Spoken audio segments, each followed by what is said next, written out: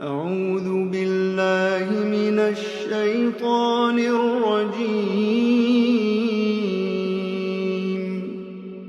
بسم الله الرحمن الرحيم.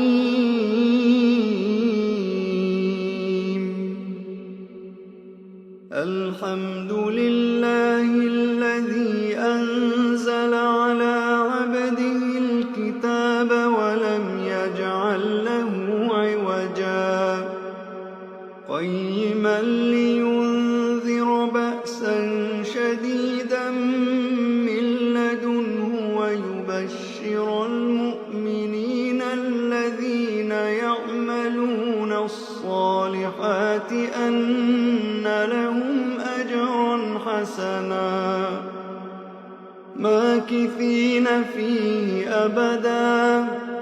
وينذر الذين قالوا اتخذ الله ولدا ما لهم به من علم ولا لآبائهم كبرت كلمة تخرج من أفواههم إن